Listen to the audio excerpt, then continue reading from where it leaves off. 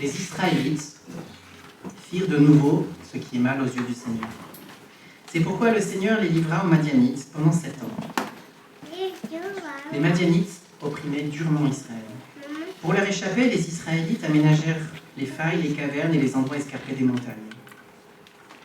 Chaque fois que les Israélites avaient semé dans leurs champs, les Madianites venaient les attaquer avec les Amalécites et des nomades de l'Orient. Ils campaient sur leurs terres et détruisaient les produits du sol jusqu'à proximité de Gaza. Ils ne laissaient rien à manger aux Israélites. Ils ne leur laissaient ni moutons, ni bœufs, ni ânes. Ainsi, les Israélites furent plongés dans une telle misère par les Madianites qu'ils appelèrent le Seigneur à leur secours. L'ange du Seigneur vint au village d'Ophra. Il s'assit sous le chêne de Joach, un homme du clan d'Abiézer, et Gédéon, fils de Joach, était en train de battre le blé dans le pressoir à raisin pour ne pas être vu des Madianites. L'ange du Seigneur lui apparut et lui dit « Le Seigneur est avec toi, vaillant héros !» Gédéon répondit « Pardon, mon Seigneur, si le Seigneur est avec nous, pourquoi tous ces malheurs nous sont arrivés ? Où sont donc toutes ces actions extraordinaires dont nous parlaient nos pères quand ils nous racontaient que le Seigneur les avait fait sortir d'Égypte ? En réalité, le Seigneur nous a abandonnés. Il nous a livrés aux Madianites. Le Seigneur se tourna vers lui et lui dit « Va avec la force que tu as. Tu vas sauver Israël des Madianites. C'est moi qui t'envoie. » « Je t'en prie, Seigneur, répondit Gédéon. Comment pourrais-je sauver Israël ? Mon clan est le plus faible de la tribu de Manassé, et moi je suis le plus jeune de ma famille. Le Seigneur déclara « Je serai avec toi. C'est pourquoi tu battras les Madianites tous ensemble. » Gédéon reprit « Si tu m'accordes ta faveur, donne-moi un signe que c'est bien toi, le Seigneur, qui me parle. Ne t'en va pas avant que je sois revenu avec l'offrande que je désire te présenter. » Le Seigneur répondit « Je resterai ici jusqu'à ton retour. » Gédéon alla préparer un chevreau ainsi que des pains sans levain confectionnés avec 30 kilos de farine. Il mit la viande dans une corbeille et le jus dans un pot et il les apporta sous le chêne et les présenta à l'ange de Dieu. Et l'ange lui dit « Pose la viande et les pains sur ce rocher, puis verse le jus par-dessus. » Gédéon obéit, l'ange du Seigneur étendit la main et avec l'extrémité du bâton qu'il tenait, il toucha la viande et les pains. Le feu jaillit du rocher et brûla totalement la viande et les pains. Puis l'ange disparut. Gédéon comprit alors que c'était l'ange du Seigneur. Et il s'écria « Ah, Seigneur Dieu, j'ai vraiment vu ton ange face à face. » Mais le Seigneur lui dit « Sois en paix, n'aie pas peur, tu ne mourras pas. » À cet endroit, Gédéon construisit un autel pour le Seigneur. Il l'appela le Seigneur de paix. Amen. Quel est votre film de super-héros préféré ? Vous savez que c'est une caractéristique du cinéma hollywoodien qu'il y ait dans le film un personnage autour duquel tout tourne. Il y a nombre de romans et nombre de films qui sont construits de manière beaucoup plus complexe, où c'est l'histoire qui avance et les personnages interviennent dans l'histoire. Mais dans un bon film hollywoodien, et particulièrement les films de super-héros, eh bien, il y a un personnage qui est vraiment le centre de l'histoire, tout tourne autour de lui. Généralement, au début, il n'est pas trop sûr de lui, il y a un truc qui va se passer, qui va être compliqué pour lui, et puis il va y avoir une phase d'initiation. Pendant cette phase-là, le héros va découvrir ses qualités intérieures, il va découvrir ses forces intérieures, il va apprendre à les utiliser, et ensuite, c'est lui, avec sa force à lui, sur laquelle il va compter, et il va devoir apprendre à la maîtriser, etc. C'est lui qui va résoudre les problèmes, et c'est de lui qui viendra la solution. Ça flatte un peu quelque chose, je crois, du rêve américain, le mythe du self-made man, celui comme les pionniers qui ont conquis l'Amérique, celui qui trouve les ressources en lui pour vaincre tous les dangers, pour vaincre tous les périls. Ça me fait un peu penser à ces livres qu'il y avait quand j'étais enfant et qui ne doivent plus exister maintenant. C'est les livres dont vous êtes le héros, vous savez. C'est remplacé par les jeux vidéo aujourd'hui. Mais c'est moi qui suis au centre de l'histoire et c'est moi qui acquiert des compétences, qui fait des choix pour ensuite arriver vers l'issue de l'histoire. Un livre dont vous êtes le héros. Est-ce que la Bible est pour nous un livre dont nous sommes les héros ? Vous avez entendu que quand L'ange de Dieu se présente à Gédéon, il lui dit « Salut à toi, vaillant héros !» Et puis Gédéon, il dit « À qui tu parles ? Tu as dû te tromper de vocable. » La situation à l'époque, donc cette fois on est, tout à l'heure le texte que je vous ai lu dans la première partie, on était juste avant d'entrer dans le pays promis. Aujourd'hui on y est, on y est installé, chaque tribu, chaque clan, chaque famille a son lopin de terre et peut le cultiver. Ça fait même plusieurs décennies ou plusieurs siècles que la situation est comme ça. Et il n'y a pas de chef politique en Israël à cette période-là. Mais il y a une alliance que le peuple a fait avec Dieu. Et dans cette alliance, Dieu il dit, mais si vous faites le bien, si vous m'honorez, si vous êtes juste, si vous vous aimez, si vous aimez Dieu, eh bien, tout va bien se passer. Mais si vous commencez à vouloir vous enrichir sur le dos des autres, si vous oubliez que c'est de moi que vient tout ce que vous avez, si vous commencez à vous mordre, à vous disputer, si vous commencez à ne plus vous aimer, eh bien, petit à petit, vous vous éloignerez de moi et donc la vie sera pas drôle pour vous. Et donc à chaque fois, le peuple en fait rompt l'alliance et il s'éloigne de Dieu. Et donc ensuite, ce qui devait arriver arriva. C'était écrit dès le départ. Dieu l'avait annoncé, éloignez-vous de moi et ça sera compliqué. Et ça devient compliqué. Et donc il se retrouve oppressé par des peuples qui sont autour. C'est ce qui se passe ici dans l'histoire avec Gédéon. Et quand ça arrive, le peuple se plaint. Et il dit, mais pourquoi c'est dur ? Dieu devrait leur dire, écoutez, vous pouvez vous en prendre qu'à vous-même. On avait dit, si vous restez proche de moi, ça va bien se passer. Si vous vous éloignez, ça va mal se passer. Ça se passe mal. Je vois pas ce que j'ai à me reprocher. Mais c'est pas ce que Dieu dit. C'est pas ce que Dieu dit. Dieu entend la souffrance malgré tout. C'est une expression de grâce incroyable de la part de Dieu, une grâce dont nous ne sommes pas capables. C'est que Dieu, il entend la souffrance et que finalement, il passe par-dessus l'alliance et qu'il va quand même et malgré tout les sauver. Et c'est pourquoi il vient chercher Gédéon. Il vient chercher Gédéon pour délivrer les Israélites des Madianites, pour leur apporter une solution à leur souffrance. Et donc il commence en disant à Gédéon, « Salut à toi, vaillant héros », ce qui semble un peu surprenant, parce que Gédéon, ça n'a pas l'air d'être un héros. Déjà, c'est pas un héros de la foi. Pour commencer, premier truc qu'il dit, oui, alors si tu étais avec nous, ça ne se passerait pas comme ça. Montrant que Gédéon ne sait même pas, n'a même pas compris le sens et la force de l'alliance. Pour lui, l'alliance, c'est Dieu fait tout et si ça se passe mal, c'est qu'il a mal fait. Voilà, c'est tout. Et du coup, il fait le reproche. Et il dit, mais pourquoi ça nous arrive ? C'est pas à cause de ses péchés à lui qu'il lui arrive du mal. Il n'y a pas de notion de karma dans la Bible. C'est à cause du péché de l'ensemble. C'est comme exactement ce que vit l'humanité depuis la chute.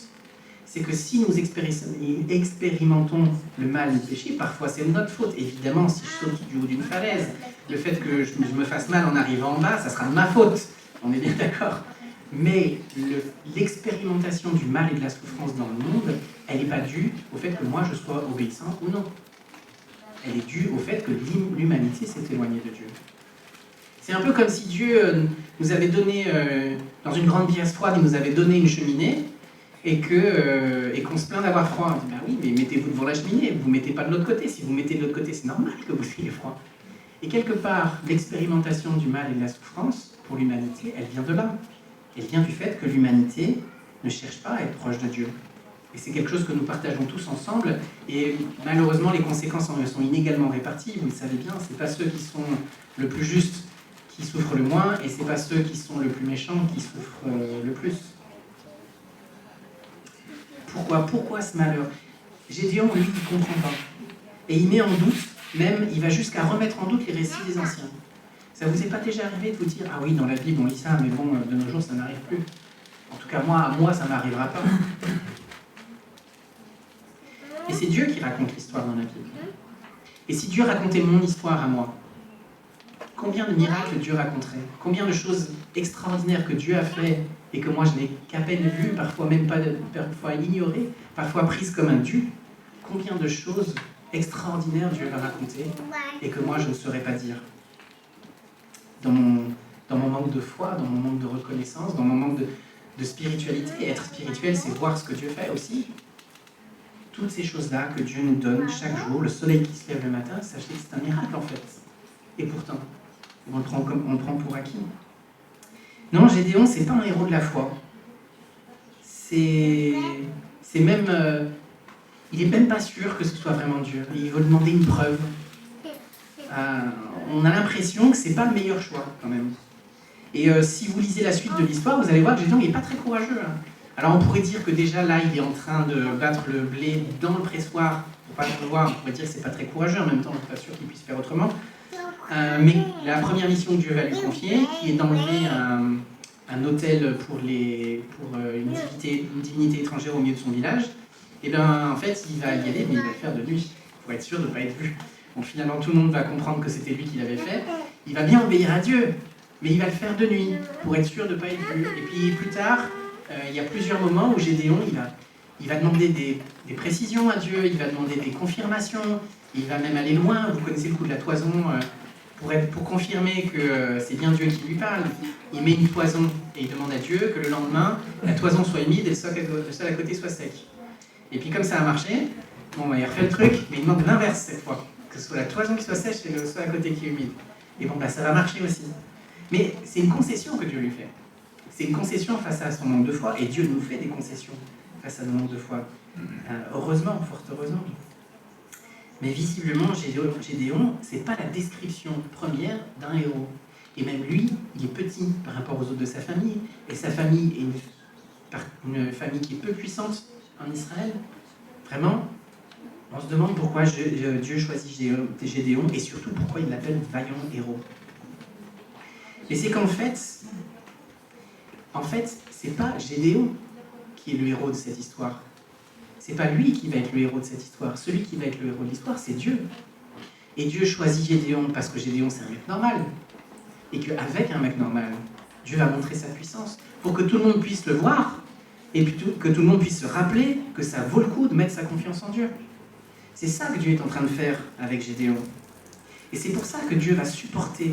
C'est lui le héros, parce qu'il supporte toute cette injustice.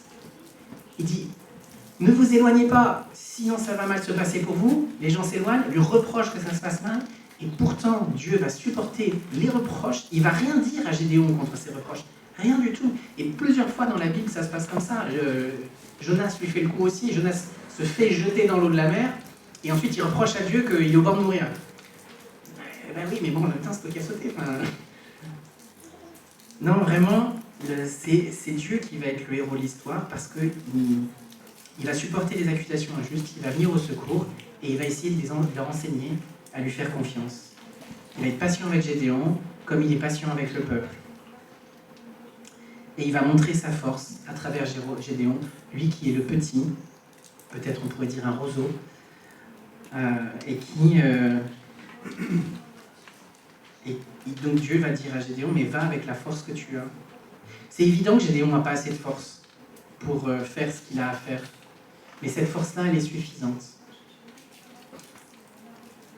Ça me fait penser à Paul, l'apôtre Paul, qui dit c'est quand je suis faible que je suis fort. Vous savez, c'est le premier verset des Béatitudes. Heureux les pauvres en esprit, heureux ceux qui se savent pauvres en esprit. Pourquoi c'est le premier? Parce que c'est le début de la foi. Le début de la foi, le début de la vraie foi en Dieu, c'est de savoir que nous sommes insuffisants. Si je pense que je suis suffisante, si je ne saisis pas combien je suis faible, je peux peut-être passer à côté de l'aide que Dieu peut m'apporter. Et je peux peut-être me prendre pour Dieu. Si je ne peux pas dire avec humilité que oui, je suis insuffisant pour les tâches que Dieu me confie, je n'aurai pas confiance en lui. Est-ce que vraiment c'est pas ça, le premier pas de la foi, l'essentiel, le cœur de la foi, de nous savoir, de nous reconnaître nous-mêmes insuffisants? C'est pas qu'on est, on n'est pas pire que les autres, on n'est pas complètement nul, pas du tout ça. On a de la valeur pour Dieu. On a de la valeur pour Dieu, vraiment. C'est lui qui nous a créés, et de cette création-là, nous tirons toute notre dignité. Et chaque être humain a la même dignité de moi à cause de ça. Vraiment chaque être humain. Mais ce qui va faire ma foi, c'est de reconnaître que je ne suis pas capable et que j'ai besoin de faire confiance à Dieu pour avancer, que j'ai besoin de faire confiance à Dieu pour accomplir les missions qu'il me donne. Et même si je ne suis pas assez fort, et même si ma force est toute petite, Dieu accomplit toujours son œuvre. Quand il a besoin de sauver, il sauvera. Même à travers l'infidélité des prophètes parfois. Et aussi pour le prophète lui-même, qui sera toujours lui aussi l'œuvre de Dieu et qui va aussi grandir et progresser. Je pense à une petite anecdote presque sûre que j'ai déjà racontée, en tout cas je l'ai racontée au conseil hier, ça se prêtait bien. C'est un ami à moi qui était jusqu'à l'année dernière pasteur à Marseille, qui est pasteur à Paris cette année. Il a un fils qui a 4 ans, qui avait 4 ans l'année dernière. Et puis Arnaud, donc on avait une discussion autour de ce sujet-là, et Arnaud me dit, tu sais, ça me fait penser, mon fils, tous les soirs, je lui demande de débarrasser la table. Je ne le fais pas pour gagner du temps. Je ne le fais pas pour me rendre la vie plus simple. Parce que je sais bien qu'il va falloir que je le motive pour le faire. Qu'il va falloir que je lui rappelle qu'il a oublié la moitié sur la table et qu'il faut qu'il revienne alors qu'il est en train de partir vers ses jouets. Je sais bien qu'il va laisser des miettes, ça ne sera pas très bien fait. Je sais bien que même parfois, je devrais passer derrière et ramasser un verre cassé par terre. Non, si je lui demande de nettoyer la table, c'est pas pour moi, c'est pour lui. Et je pense que si Dieu nous confie des responsabilités, il nous confie des missions, il nous confie toutes les choses qu'il nous a données, c'est pas parce qu'il ne peut pas se passer de nous, c'est pas parce qu'il a besoin de nous. C'est pour nous. C'est pour nous parce que nous sommes le projet de Dieu et que Dieu veut nous transformer. Comme il le fait avec Gédéon, il veut nous enseigner quelque chose et il veut nous faire grandir. Je ne sais pas quelle est votre mission, la mission que Dieu vous confie, les enfants, quelles sont les missions que Dieu vous confie. Dans votre famille, à l'école, vous-même, votre propre relation avec Dieu, vos capacités, votre croissance. Pour l'instant, vos parents sont derrière et ils vous poussent, mais en réalité, sachez que tout ce que vous faites pour grandir, pour apprendre de nouvelles choses, c'est à vous que ça va servir plus tard.